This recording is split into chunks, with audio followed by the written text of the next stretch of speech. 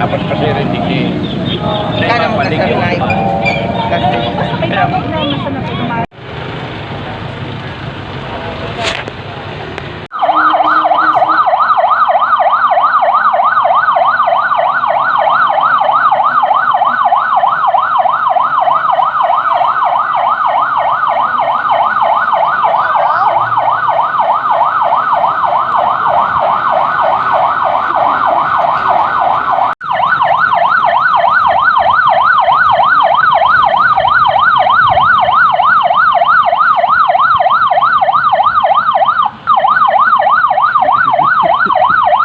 late ka.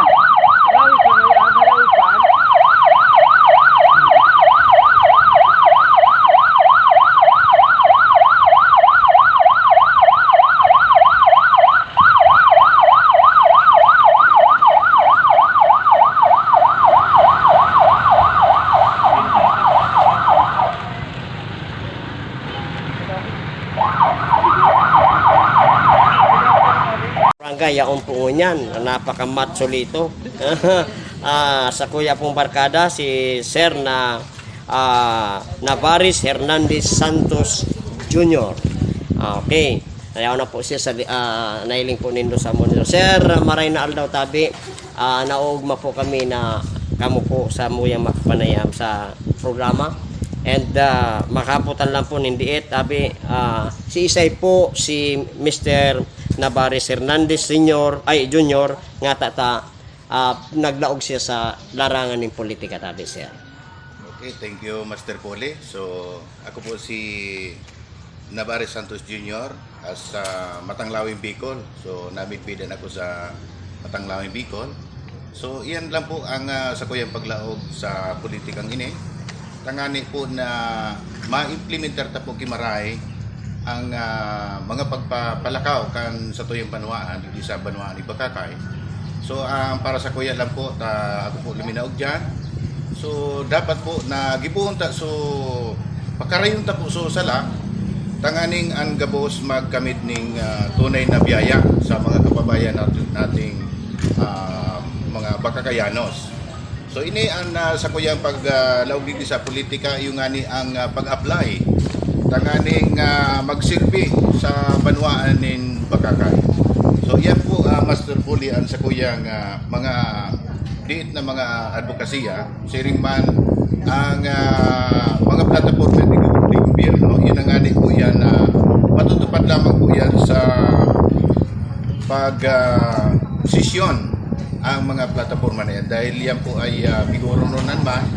So kadaklan po baga tabi Master Poli nagigibo lang po ang mga plataforma ng gobyerno kan lambang sarong mga kandidato sa pigurunan diyan sa sanggunian.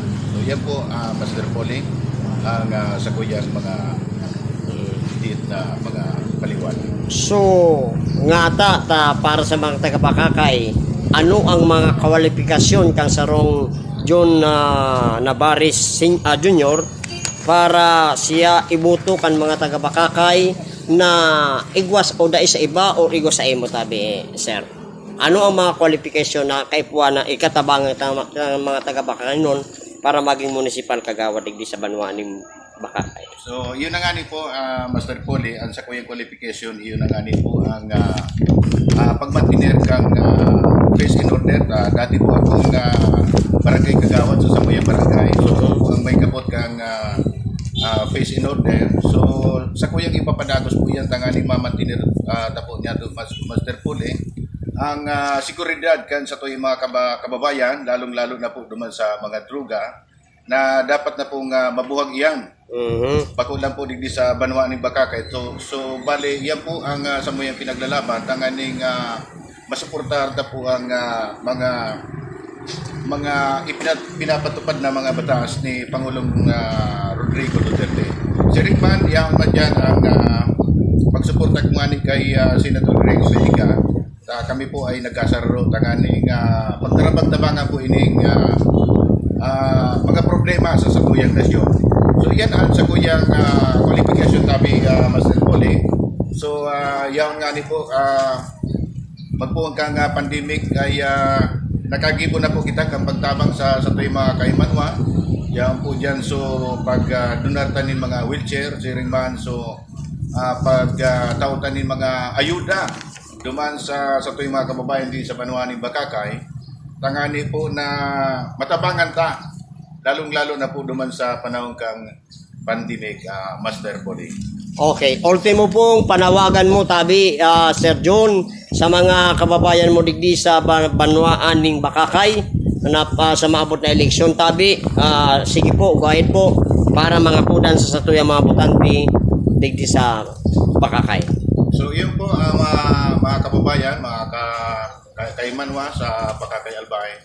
So ang sa kuyang panawagan lang po na sana po dahil po kita madara, lalong-lalo na po duman sa mga vote buying, no? So isipon niya to ang kapakanan kang gabos. Tanganing ang gabos ay magkamit ng tunay na biyaya. Kaya yan nga ni po ang sakuyang advokasya na gibuhon ta po so tama. Tanganing ang gabos magkamit ng biyaya. Takunday ta po gigibuhon iyan ay wala na po kitang makakamit ng tunay na biyaya, Master Pode. Yun lang, nananawagan po ako sa gabos na mga parantabay, lalong-lalo na po sa Matanglawing Bicol, sa aking mga followers dyan. Kasi mayroon po akong online TV sa pamamala ni Junel Barakel and si Jake Barakel. So yan po, nananawagan po ako na sana maging mapayapa ang sa tuyang eleksyon sa ining maabot na ining eleksyon 2022. So sana po ay dahil po kita madara sa mga vote buying. Yun lang po ang aming pakiusap. And then siyempre dyan ang sa muyang grupo si Mayor Alexei, ang sa kuyang mga pag-iriba sa council, sa gabos. At dahil ko na po saroon. At yun lamang po ang inahagad ko sa gabos ng mga botante na sana ay masuportahan man po nindo kami sa samuyang ipinagdalaban. Dahil ang laban pong ini ay laban ta po gabos. Okay, mga tugang, ang grupo ni Sir John, nasa grupo po siya ni BBM Sara Unity Team. As in, siyempre, ang sa indang pamayo digdibil, ang mayor, iyo po si Mayor Alexei Rodrigueza. Uy, number 2 po si Mayor. Okay, dahil po nila malingawan, number 2. Samantalang ang saya mga pag-iribang councilor, 5 lang po ini mga barangay. Ang numero 6 si Sir Baramida Masis na yaon pa siya dahil na naguli na. Okay, yaon man si Baskinas Betes Francisco naguli naman na yan si Sir, si John and si arani ini sa apelyido ko, Benavente Baramida Melinda, si Madam naguli na. Okay, and then last but not the least si Lenon Basmayor Lois Lowe. Ini po ang kumpletong lineup kang BBM. Good luck po, sir. Good luck po, Mayor po sa Sendo Tabi. Mabuhay po ang Team BBM Sara Unity. Maraming salamat. Ayan po mga tugang, pakipag-uri niya to sa nagkapirang aspirante bilang mga kandidato digdi po sa Banwaaning Bakakay. Dahil lang po ini sa pag-signing nila ng naaga duman sa agreement para sa katrangkiluan kang election 2022. Yan ang mga report. Ali digdi sa Bakakay, ako si Master Poli. Maray na pagkaaga sa Indo Gabos. Okay, Mayor. Maray na aldaw tabi sa imo. Sarap po tabing pribilehiyo na makapanayang kapunamo. Ako po si Master Poli sa 1tv.net and at the same time ako connected sa Mayon TV sa Legazpi City and TV po sa Tabalo sa Tabaking Nastani. Your naog pa kami na kahit mga nagdaligti sa ganitong aktibidades bilang signing kasubaan ko. Kamo po sa rumbaguhan sa politika, your tabi ano po, na nagdadalagan niya na eleksyon 2015. Your mahapot mo lang tabi, ano ang pinaka-objeto kang sarong nagangarang Rodrigueza Barcilano si Sir Alex na laugon ining araw kay ining laban politika dito sa Bakakay? Salamat po kami. Poli, daw lugar na salamat mo. Dito po sa Bakakay.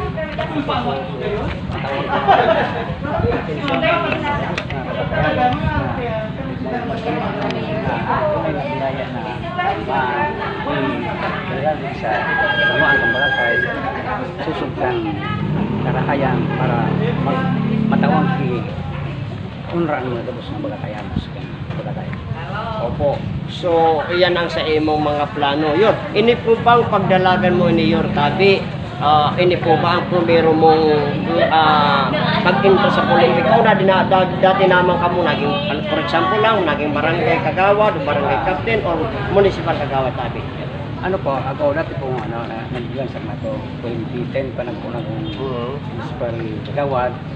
Kaya medyo kita natawan ki kansa nga makatindog kita sa live ng social hall. Kaya big taon tagi mo na maglaban ng gaya sa ano pang running politika.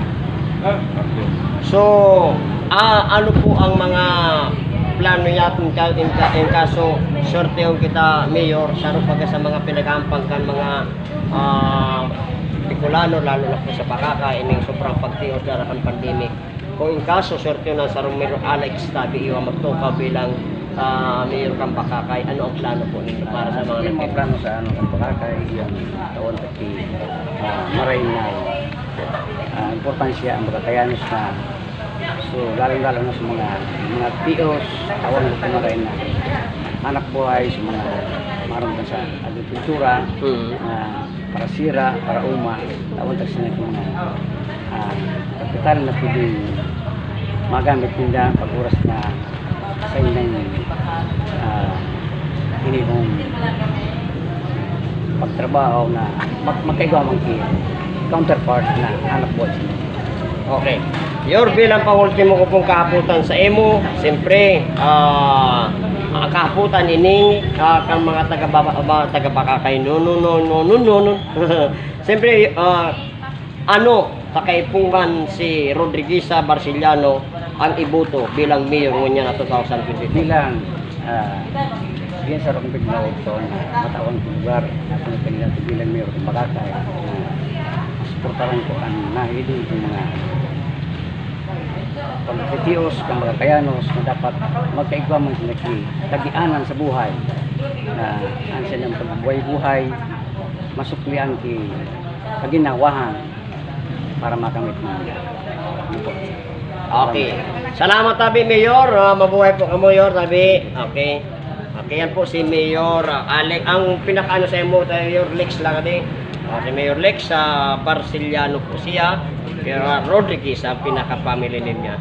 Ngunyan mga tugang saro pa po na sa tuya po kapanayon ngunyan kung saro man na aspirante bilang sa municipal kagawad kang Banuan ning Pakakay. Yun po ang sa kuyang barkada. As in, siyempre, pag-iriba pa ini sa broadcast, mga kabarangay, yaon po niyan, napaka-matso dito. Sa kuya pong barkada, si Sir Navaris Hernandez Santos Jr. Okay, ayaw na po siya sa nailing po nindo sa mundo. Sir, maray na aldaw Tabi, naugma po kami na kamo po sa muyang makapanayan sa programa. And makaputan lang po nindiit Tabi, si Isay po si Mr.